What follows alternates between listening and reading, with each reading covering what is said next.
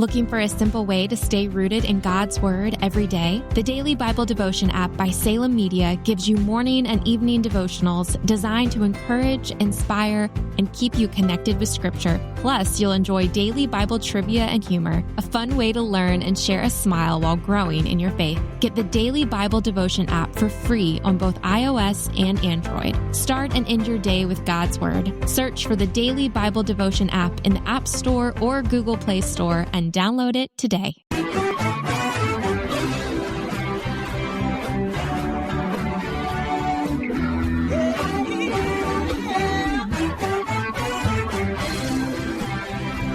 Well, hi everyone, and welcome to Alzheimer's Speaks Radio. I'm your host, Lori LeBay, and I'm so excited that you're joining us today. We are going to have a fascinating conversation as usual as we learn from people all around the world at all ages and stages of life. Stay tuned as we shift our dementia care from crisis to comfort. Here we go. What you think about, you will bring about dementia change. We will. Well, hi everyone, and welcome to Alzheimer's Speaks. I'm thrilled you can join us today. We're going to be having a great conversation about adult day programs. And, you know, there's not a lot of them around since COVID. And so I'm really, really excited to talk to the CEO of Hannan Center, which is a Detroit-based nonprofit that is dedicated to enhancing the quality of life of older adults in the Metro Detroit area. So before I introduce you to Vincent, I am going to recommend that you go to alzheimersspeaks.com. That is our main site. We have all kinds of free educational resource materials, and I really hope that you will take advantage of those, as well as our sister company, DementiaMap.com, which has resources from around the world that you can access for free 24 hours. You don't need a password, make an account, anything. Both sites just want to keep it simple for you. So with no further ado, let's go talk to our guest. Well, Vince, I'm so excited to have you on the show today. So first of all, thanks for taking the time. I think adult day programs are a critical support for families, and I don't think there's nearly enough of them, especially after COVID. So I'm going to have you first start out introducing yourself to our audience, because you can do a much better job than I can. And we'll go from there. Okay. All right. Well, thank you, Lori, first of all, for having me on. But my name is Vince Tilford. I am the president and CEO of Hannan Center here in Detroit. We are a 100-year-old organization that has been serving seniors that entire time. That is all we do, is serve seniors.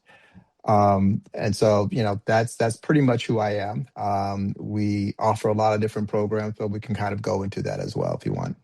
Okay. Wow. 100 years. You don't hear that too often. No, you don't. For businesses. So I'm excited to learn more. But before we dive there, have you been personally touched in your own family or circle of friends with dementia? Yeah, when you said that at the beginning, I thought that was an interesting question, because I don't know that we understood it that way years and years and years ago, right? But I firmly believe that my father had dementia. I mean, he had some of the classic behaviors that you'd hear about leaving the home and not being able to find his way back home, leaving, back in the day, this is probably early mid 80s, leaving the pilot light on without it being lit on the oven. So you had the gas ovens.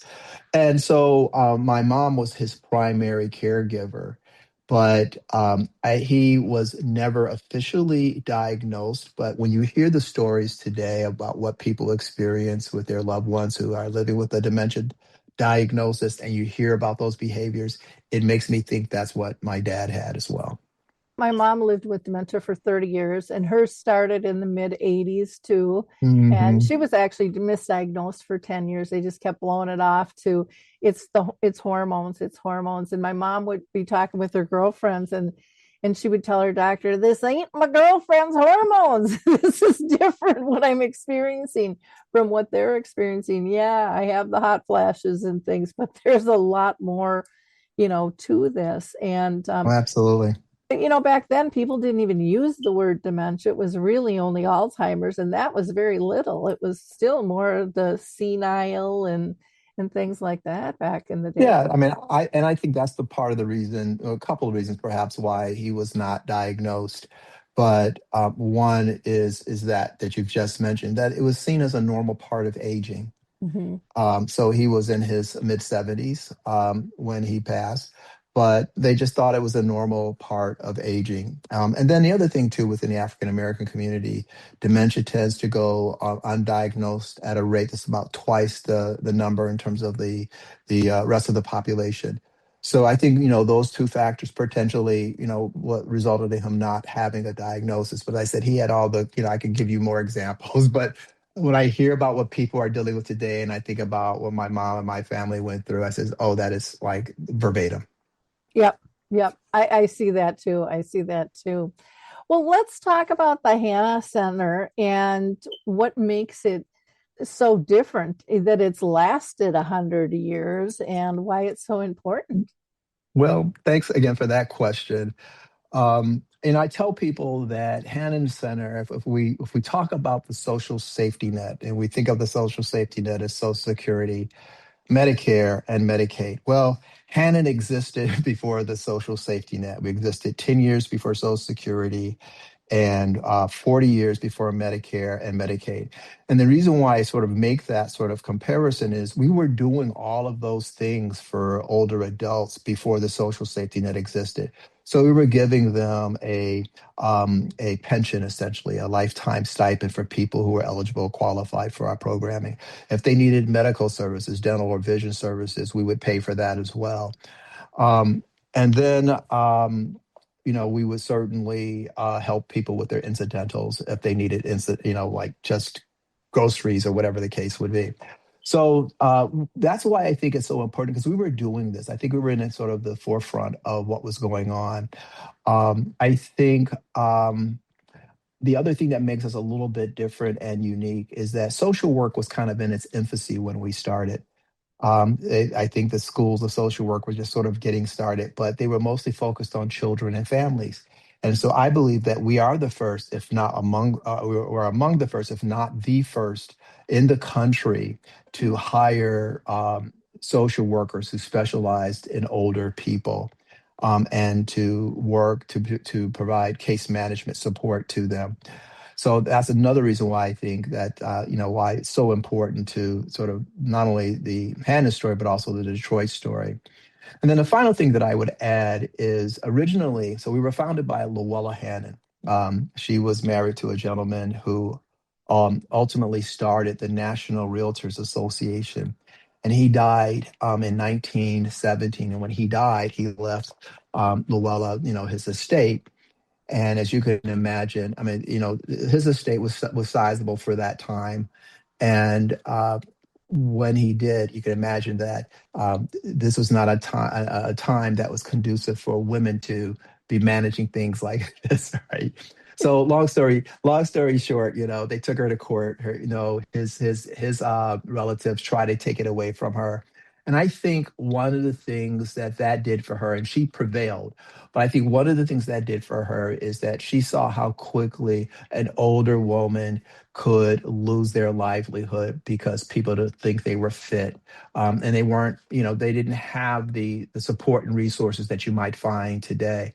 So I think for those reasons, and I think Hannan sort of set out a model that has proven to be something that is useful for all older adults. We see it now with Social Security. We saw it with pensions, Medicare, Medicaid, all of those things that people are doing or the institutions are doing today is what we did before they existed.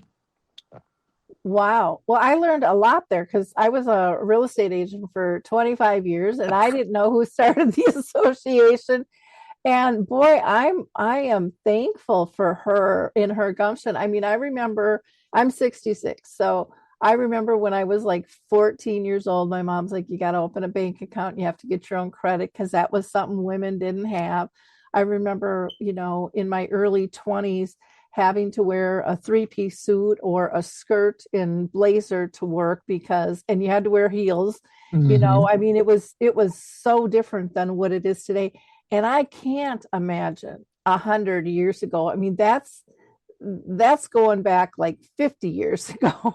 you know, Well, it is. And you think about it, in 1917, when her husband died, and he was the one who started, ultimately, that ended up becoming the National Realtors Association.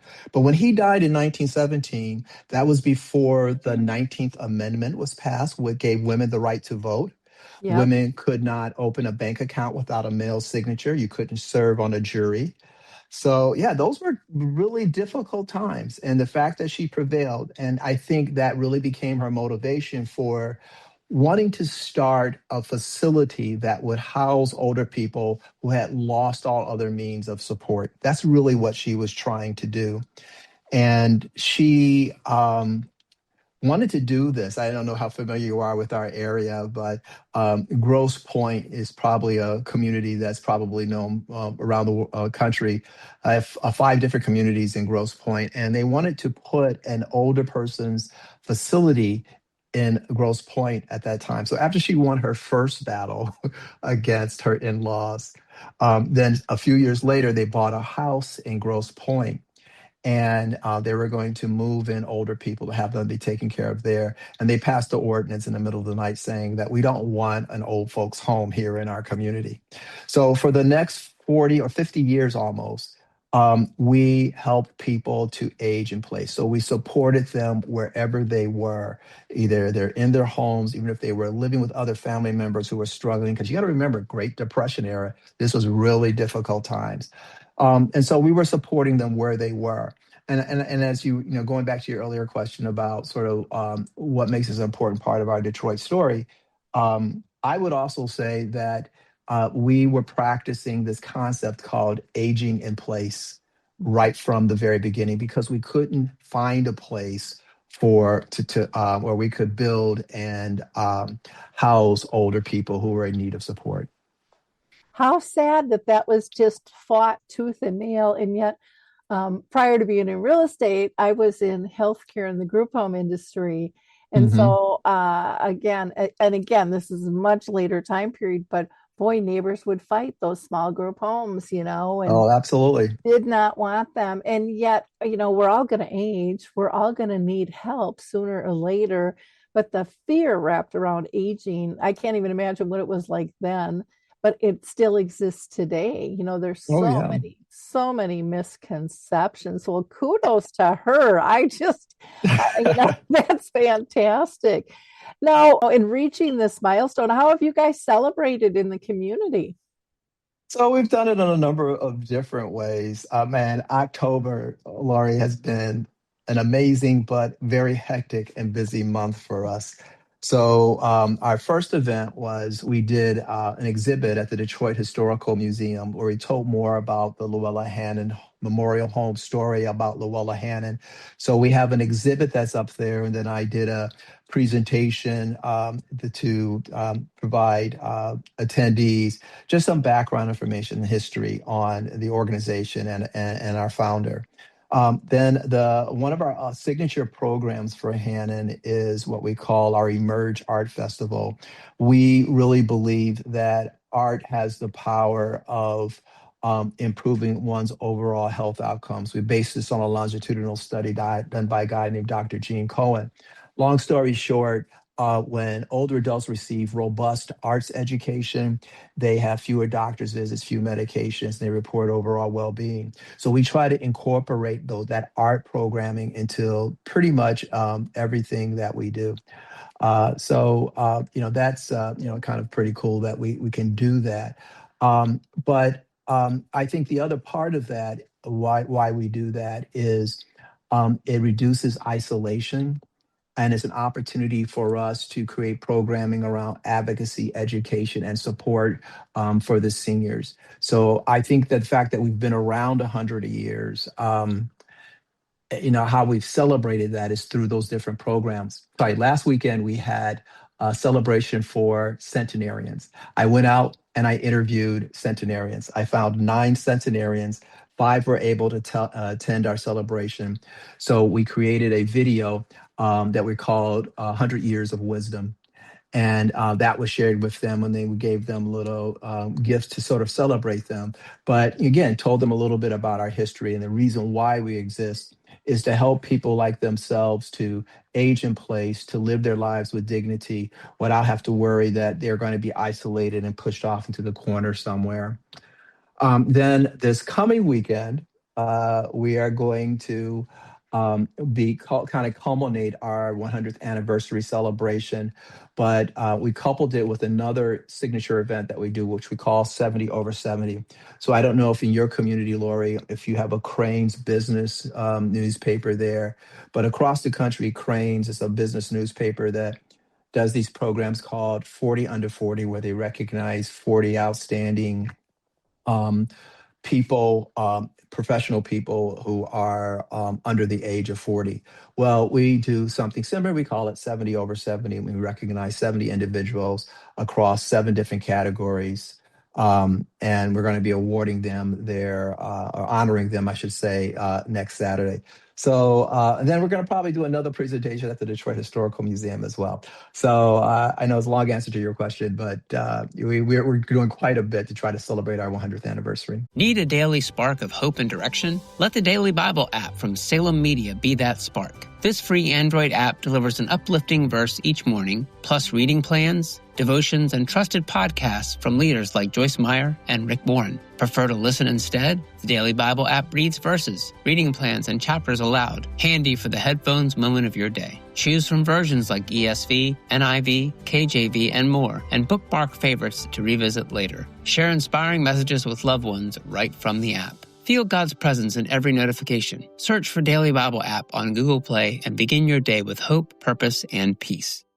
I want to go back to when you were talking about the art programs, because that is so critical. I do a thing called Dementia in the Arts, and people, we interview them and we showcase their work. But the common theme with everyone we've interviewed is they say when they're in the zone, their symptoms just melt away. And there's this calmness and this peace, and yet the stigmas are so strong that they can't learn, they can't do, it's not possible for them. And it just saddens me that we take that away before we even try, because their work is incredible. And I think that's wonderful that you're showcasing that and really incorporating that. I believe those social interactions are, and this is just my personal belief, I'm not a medical professional by any stretch, but I think it's those social connections and that sense of pride and sense of community that makes people want to live and want to thrive. And I just think that is so still undervalued in so many ways in our healthcare system. Well, I think you hit the nail on the head right there, because having purpose and having community is, I think, essential to us being able to age well and with less or fewer issues.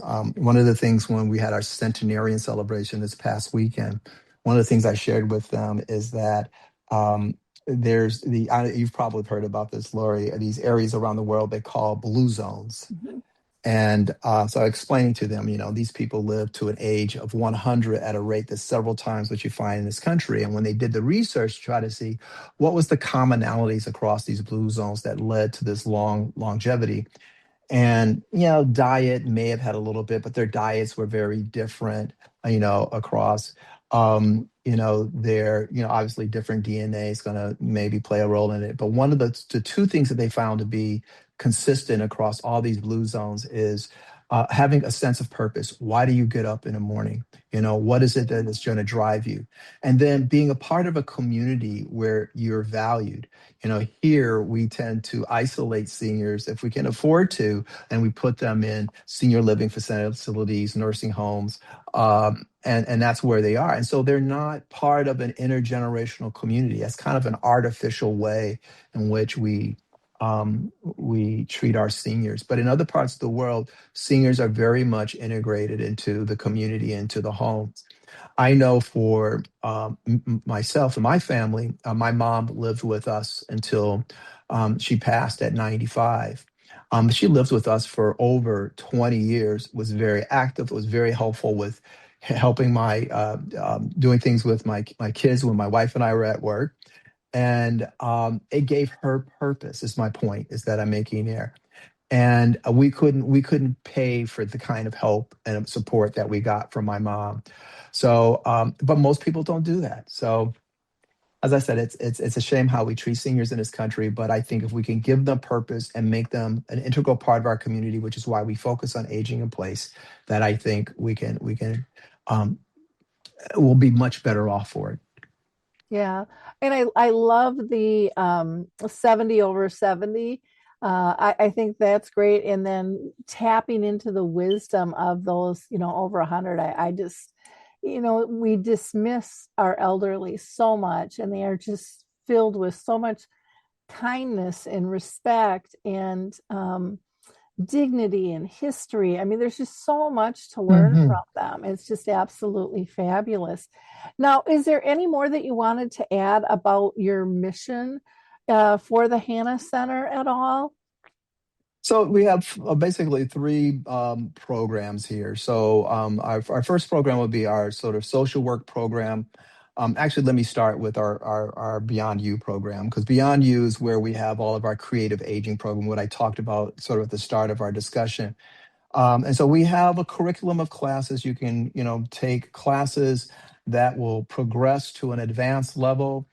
We have some just basic workshops, but the whole idea is to build community, reduce isolation, but give them robust arts training. We do that.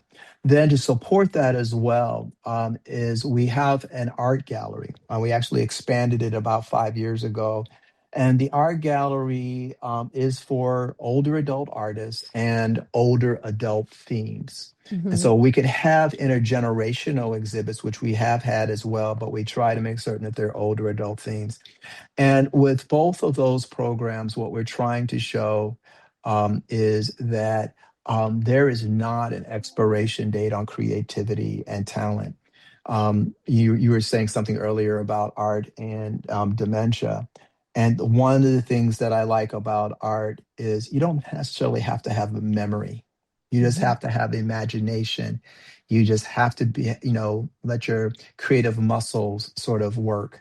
And you can do art, and it's something that you can do with your care partner as well, so that it's a way for you guys to establish a different kind of relationship versus one that's kind of hierarchical with, oh, I'm the caregiver and you the care recipient. Now you can do something together and have a moment that you can enjoy and remember, even if they may not remember the moment, but you know that if they got into it and they liked it, that's something that they can do again. Another program that's sort of related to that is our Emerge Art Festival, which is the art competition. It's a juried competition, 55 years and older. As I said, we had just had our art show 2 weeks ago. Had over, 100 artists, 200 pieces of artwork. Ages range from 59 to 93. So that's kind of our arts programming. Then we have social work. In our social work, we do case management. We do, or we provide counseling for seniors. We do what I would call community resource navigation. We have a program where we train AmeriCorps members to be community health workers. And so they can be that resource navigator for an older adult or for an older adult's caregiver who either may have difficulty accessing these resources or navigating how to get to them, or who simply may not have the time because they're trying to balance so many different things. So that's our, we do a lot of social work. We support probably about 1,500 people there annually in our social work programs. And then a big part of our social work program is our adult day program for people that have a dementia diagnosis. That opened, we opened that in 2020, January. Oh, geez. Yes. Opened January 2020. We closed it in March of 2020. Oh, Uh, that had to just break your heart. yes, exactly. And then we ended up reopening it about a year later. And you could see the relief. You could see the stress on the caregivers' faces as they came, barging through our doors, pushing them through and, almost literally sometimes running out. Because that last year, that first year of COVID was so challenging for everyone. Imagine having someone that has living with dementia and they're sundowning and they're up in the middle of the night walking around and you can't get sleep and you're stressed and it's creating stress in the household. Your health might be worsening. So this is a service that we knew was needed. And our program has been oversubscribed ever since we opened our doors. And I like to tell people, I said, Adult Day is an opportunity for your loved one to still remain at home. And it's a much more affordable option for a lot of people who don't have the resources to go to some of the pricier assisted living or even independent living. Those places can run several $1,000s a month. But with Adult Day, you can probably get a lot of Adult Day programs anywhere between, I'm going to guess, between $60 to $100, um, a day. So it's really a little bit more affordable than what you would find with the other programs. Yeah. How long of what hours are you open? I'll ask that. Put it that way. So we're open from 9 to 5, but man, I got the best team in terms of our Adult Day program. And so they will come in, especially for those who need a little bit of earlier hours, or they'll wait around in the evening, if someone is late picking them up. We try to, and our program is there not only to serve the person who has a dementia diagnosis, but we're also there to serve that caregiver. So we do a lot of programming with the caregiver, and we try to figure out what are the ways that you need us to help you. And we ask them that question, what matters to you? How can we help you on your caregiving journey? Wow, that's unusual to hear that, and that's one of the biggest complaints that I hear from families, and it's one of the biggest pitches that I talk to communities and businesses. It's like, they might be hiring you for their loved one, but they're expecting service for their loved one and them to maneuver through this whole process, and it doesn't have to be that, in my opinion, it doesn't have to be that costly or that time consuming. It's just, teach them what in terms of how to handle things, give them ideas on and permission to be creative in how they care. It's not black and Hmm. white. It's a trial and error thing with every single person out there. What works one second might not work the next. And that's just it. And so we all have to learn to be more flexible, and we have to be more intuitive or use our emotional intelligence and read the sensory language that they're giving us that we overlook so often, or that we're giving off and triggering them a lot of times. It's us, Absolutely. on Yeah, those things. yeah, you're absolutely right. I mean, I think, sometimes our caregivers just need a listening ear, and they don't even realize that they need that. And there's a lot of trust building that has to go on to get to the point where you can serve that caregiver. And Mhm. once they begin to trust you, that's when they can open up. That's when they can find the time to now take advantage of some things that you might offer that will make their caregiving journey a little bit easier. So we do a lot of things to sort of earn that trust for our caregivers. Like one of the things we do on a quarterly basis is we do a spa day for our caregivers. So we'll have their loved one in our program, and then we'll bring in masseuse and um, other sort of professionals who can pamper them for a couple of hours, and our caregivers absolutely love it. We will do support groups for our caregivers. We have done programs, evidence-based programs to help caregivers that come out of the Rosalind Carter Institute or John Hopkins University. We use and I'm terrible with acronyms, but it's out of the John Hopkins Nursing School called TAP. And what it helps the caregivers do is to address behaviors that come with caring for someone that has a dementia diagnosis, and how to help de-escalate or redirect so that they both remain calm and and stress free. So we are very intentional about supporting our caregivers. Oh, that's fab. I'm so glad we connected. It makes me so excited because a lot of what I hear like for adult day and stuff right now is in a sense COVID is, well, we don't go because the hours have shortened, and by the time I get them there and get back home, I got to go back and get them again, and that's not helping me. Yeah. It's not enough time for me as a caregiver to get a little respite.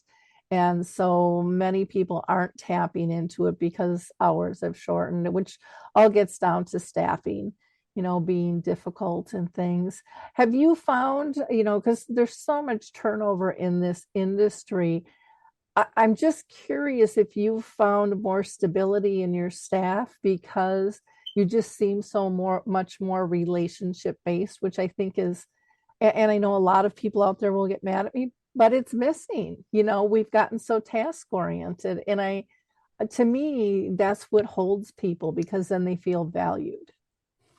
Yeah, I love your description of that. I would say we are very much relationship based. Um, and I think as a result of that, we've not had in the 5 years that we opened the program, we've not had any turnover there. Now, I will also say too that our direct care workers, we pay them a living wage, Mhm.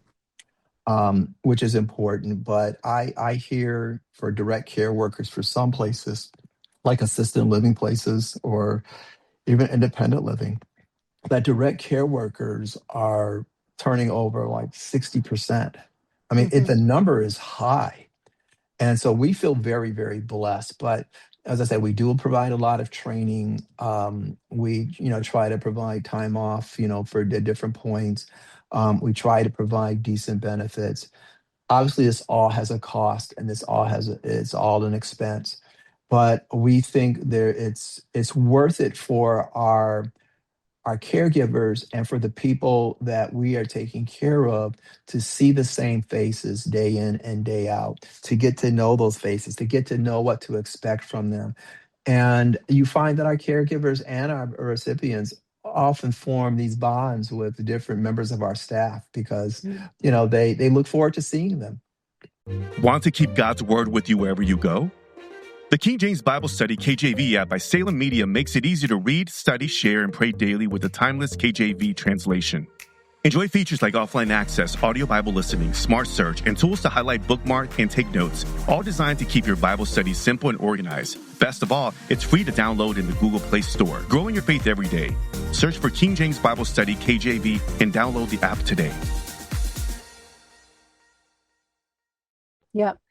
It's critical, and it's right now I'm looking for a family member, and Mhm. it is so difficult, and we haven't been looking at adult day. We've been looking at senior housing, from assisted living to memory care, and it's just so sad. I have a hard time getting people to call me back just to Yeah. get an answer, to get a tour, or the staff has just turned over pretty much everywhere you go, and they Yeah. don't have the basic answers, or they give you misinformation. And so you think you're like, okay, this could work. And then all of a sudden, oh my gosh, we put so much time into this. No, this isn't Yeah. going to work either. And it just breaks my heart. It totally just breaks my heart. There's no other way to put it. And I have found also, and again, some people won't like me saying this, and I don't care, because to me, this is reality, and it's not just mine, but it's my caregiver group too, is they don't trust large companies anymore, because those that had good Mhm. reputations and were able to maintain staff, and staff was trained, that's not the case anymore. So they're going place by place or service by service and really eyeballing the staff, knowing the staff may change and it could all crumble again. And so, which increases everybody's angst on that level, from the community or the service themselves, because they're going Mhm. nuts, on the hamster wheel, trying to keep things going. And from a family side, it's very scary. It's very, very scary. And I'm not seeing things like you're talking about, as much as I would like, kind of with that dignity and grace and creativity in terms of keeping people engaged, especially those with dementia. It's either, Hmm. you're at this higher level, and if you've got dementia, then, you're locked in, locked down, and, sometimes 75% of the people aren't going to speak and aren't going to interact. And that's really hard when you've got a person who's early on in some ways, even though they might not have orientation of time and things like that. They're still interactive, and yet they're not going to get anything that gives them that back unless it's staff. And the staff are so busy, and really, and I know companies will argue with me on this because they think they're training people to be relationship based, but they aren't scheduled enough to have the time to do that realistically. Yeah, we not only train our staff, but we also try to maintain a client to, I'm using the term staff loosely Mhm. now, but a client to staff ratio of about 3 to 4 to 1, Wow. which is a pretty good ratio, particularly for a facility that serves people that have a dementia diagnosis.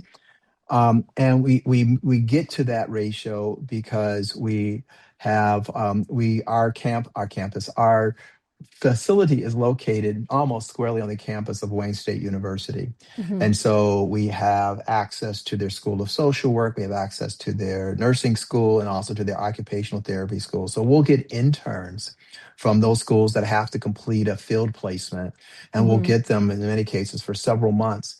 And so they come in to help out into the program. And so, to your point about someone may not want to interact, we don't push anyone to do anything that they don't want to do.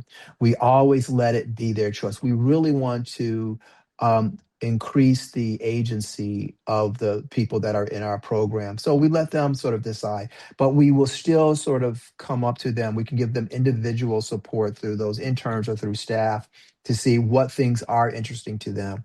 Kind of Mhm. say, just be there to assess what else is going on with them that might make it easier for them to participate, or maybe it's another type of activity. And we've seen people who were maybe non-communicative, or maybe a little bit restless about being there, begin to warm up, and they look forward to coming back.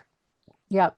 Yeah, and it takes a while to adjust because it's scary. It's kind of like Ah, going back to high school and getting in the cliques and all of that kind of stuff. So, and not yeah. not everybody is, there's a lot of people that are introverts. And, one of my favorite sayings was by Harry Urban, who's still living with dementia over 20 years now. He said, "Sit on the bench with me. Feel the breeze, feel the sun, smell the flowers, listen to the birds, relax. I don't have to be busy all the time. I like to relax before my dementia. I still do." And Hmm. so I think there's a real good balance that needs to be made between just keeping somebody busy for busy's sake and then actual engagement that fills them. Yeah, And you're absolutely right. Engagement is so key. That's one of the things that we want to make certain that everything, our programming in Daybreak, and even in our Beyond You classes, it goes beyond what I would call the hobby craft kind of things. It's not about keeping busy, although certainly that it will, but it really is about developing skills and talents. So, like as I was saying before, with creative aging or art, you don't need necessarily memory for that to be able to do that. And it's something that you can enjoy and you can feel proud of as well. I know we have occupational therapy is one of the things that we offer in our adult day program. One of the reasons that we bring them in there is we want to get those observations. Look at people and see, how are they eating? Are they swallowing okay? Looking at some of their patterns, and then we give kind of an assessment to the caregiver, from our occupational therapist. So, we do try to um, come up with other type of programming that we think is going to benefit not just that caregiver, but also that care recipient through that occupational therapy. Yeah, very, very important. I'm really impressed. I just think this is absolutely fabulous. The way you approach this. How do you guys, stay afloat? I mean, I know she probably had this nice little nest egg and stuff, but I would imagine you must need to do some fundraisers and stuff too to supplement that. Well, as I tell people, Lori, I'm busier than a one-legged guy in a butt kicking contest. So I am out raising money, writing grants. In order for us to really provide what I would say is a quality program, we have to have the resources to be able to do it. Mhm. I want it to be a place where if my mom were living and she needed that kind of care and support, it would be a place that I would be comfortable putting my mother, right? So that, and I think everyone, all my entire team, they take that same approach. So there's ownership there, and it's not just the job. They really enjoy what they're doing, and they love the connections. You got to find people who enjoy working with older people. Mm-hmm. That's so important. Not everybody enjoys working with older people. Yeah. Well, and a lot of people just don't know what to expect. The stigmas are so strong, and then they're Hmm. shocked once they actually, you know, are able to get past that, and go, oh, I can talk and I can learn and I can laugh and I can have fun. And they remember my name. Or what I hear from staff all the time is they're so kind. They're so kind. People aren't that kind anymore. They're not that respectful or that gentle, or they'll really listen, to what somebody is saying. And I think that has changed a lot in our It culture has. because we're all multitasking. You're right. It is something that you said there that triggered a thought, but our care recipients, we did a program with them a couple of times where we brought in sewing machines, Mm-hmm. and our interns worked with the people with the diagnosis in making throw pillows. So they Uh-huh. sold they sold together, put together pillows, and then they showed their caregivers afterwards, right? Mm-hmm. First of all, the caregivers were super impressed Mm-hmm. because they just like, I didn't know dad or I didn't know mom could do this, right? Yep. My dad was a police chief and I had no idea he had this kind of talent, right? But they light up because now they're having an opportunity to have purpose, right? They're obviously having community because they're working with someone as they're doing it. Um, and they can feel competent in something again as well. Because I think there's a lot of doubt and concern. Um, I can't imagine what it's like to have a dementia diagnosis and knowing that there's no cure. Mm-hmm. And that, I don't know if you've ever seen the movie Still Alice Mm-hmm. with, oh my gosh, just a heartbreaking movie, right? But I was like watching her go through that. I says, wow, that must be so, so difficult. So I showed that movie to my team. And I was like, we got to keep this in mind because we are not in their shoes.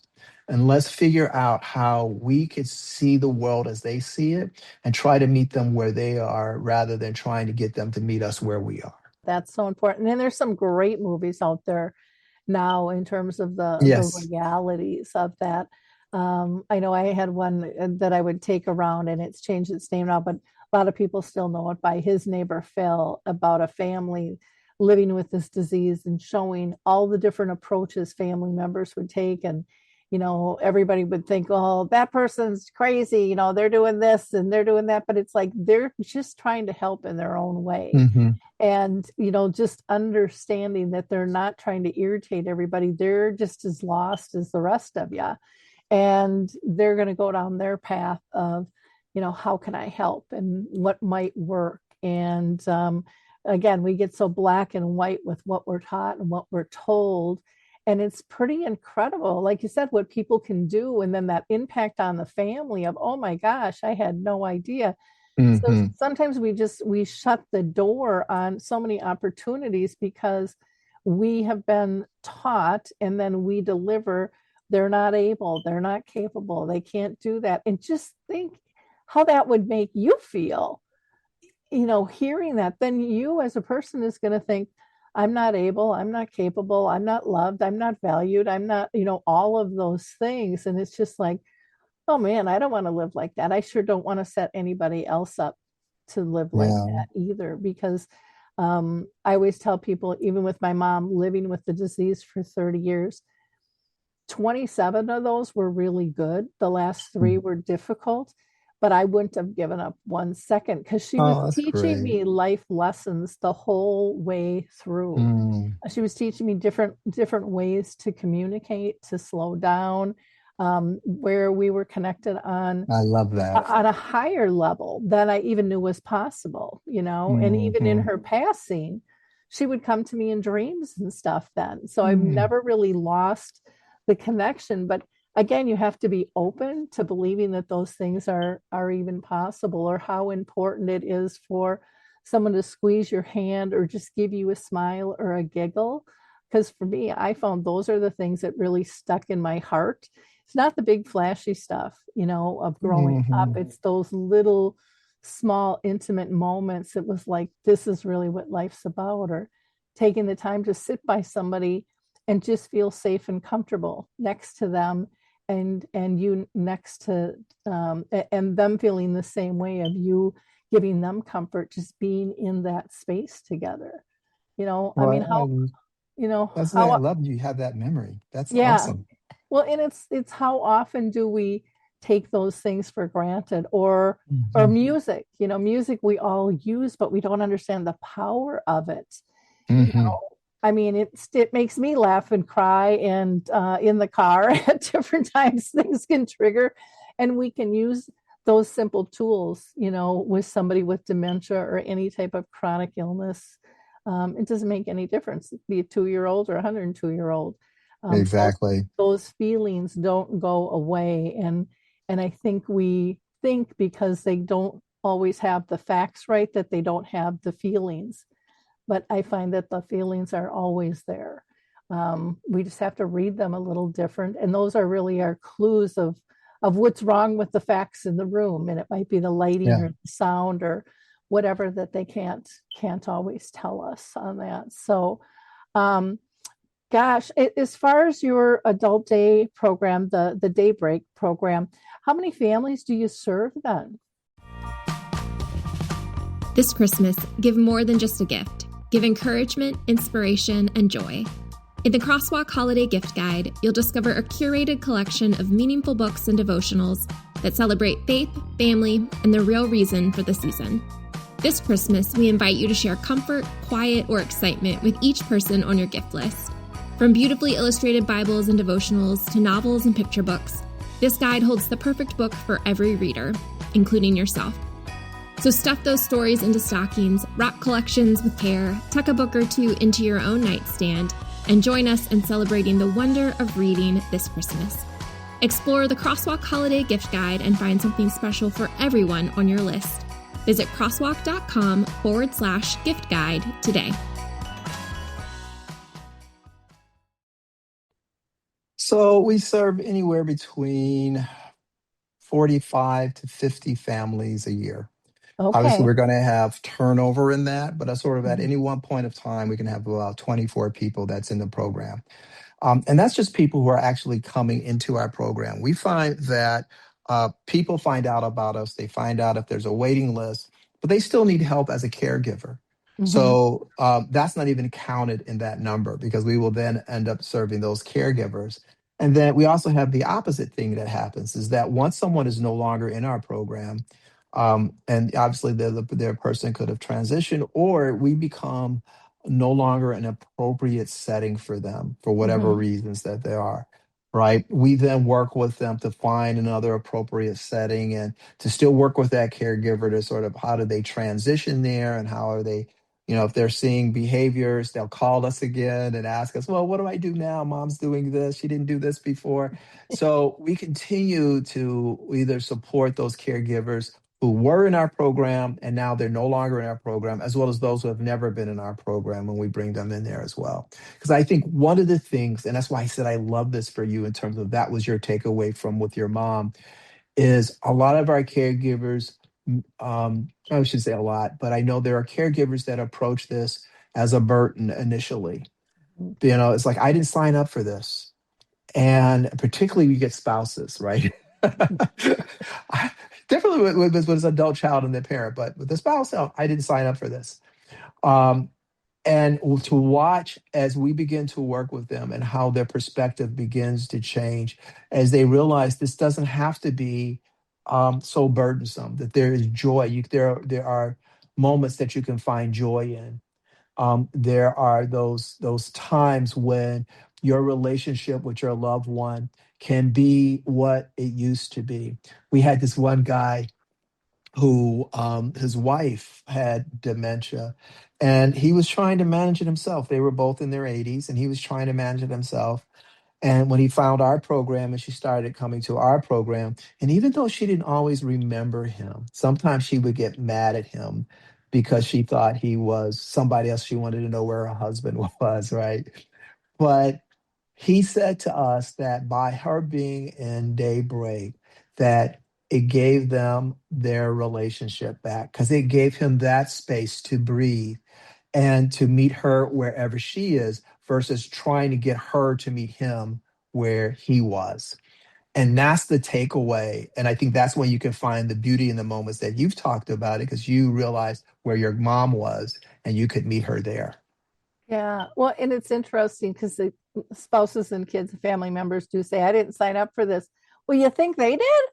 I mean, it's kind of like, oh, yeah. Hello. I'll take two of those, right? It's not, it isn't like that. And when you talk about getting the relationship back, I think that is one of the first things I wish doctors would say is don't give your relationship over to any disease. It's still there. You can still have it. You have to adapt and look at your life. You've adapted all of your life. This is just another adaptation. And learning to have flexibility, learning to let go of control, I think is one of the big issues that families have too. I agreed. And I know I'm kind of a type A personality and I've gotten better, but I wanted to care the very best I could. I wanted excellent care and service. If I was delivering it, or a family member, or a friend, or a business, I just wanted that. And I probably was a little more hawkeye than I should be, because that's intimidating to people. But yet, it took me a while to realize that, in that, I have to do something that's good not only for them but for us. You can't make the disease all about them because you still have your relationship. So when you're looking to do something, look at something you both enjoy. That takes a lot of the edge off. And look at letting other people in. I realized when I was very much controlling things that family and friends didn't feel like they could come in because they'd ask, how's it going? Oh, fine. Got it under control. And then I'm like, why aren't they helping? And it's because I'm not letting them in. And I didn't even realize that, or because of my personality style, they felt like they wouldn't be able to meet my expectations because instead of making dinner, they would want to go to McDonald's. And then one day I had this big revelation of, no matter how great I think I am, no one wants to be, tied to me 24/7, and, my mom or dad or your loved one doesn't want to be tied to somebody either. We always talk about how we need a break, but they need a break from us too, and letting them have friends and other interactions. And so that you can come back and both kind of breathe together. And I just think that is so important. And we don't talk about a lot of those things, I agree with that. So, gosh, this has just been such a fun conversation. Anything that we haven't covered that you'd like to? I know we have to give people contact information, but anything else about the program? Well, certainly if you're in the Detroit region, our phone number is 313-833-1300. And you can also find our website address, which is Hannan, HANNAN.org, and Hannan Center on Instagram and Facebook. One of the things that we have been doing recently, because now that we're in the Medicare, Medicaid enrollment period, we are doing what we call our Medicare, Medicaid Mondays, giving people sort of bite-sized bits of information so that they can be prepared to sign up for Medicare during the enrollment season, and also avoid the costly mistakes that can come with that. You said you were 66, so I'm going to be 65 next year. And so I'm knee deep into trying to figure out, what is my Medicare going to look like? Should I be on Medicare Original, Medicare Advantage? It's enough to make you want to pull your hair out, right? It is, and then all the changes, so when you're absolutely. getting advice from people who have been on it, there's so many changes and so many less people out there to give advice. I know I went through a broker who's a friend of mine, and I've referred several people to her, and the last one called and said they're not taking any more people. There's not enough time in the day, because here in Minnesota, so many have gone out of business. Yeah. And so, they're like, well, you can go to the website. And I'm like, hit a couple webinars, because they're all going to teach it a little bit different.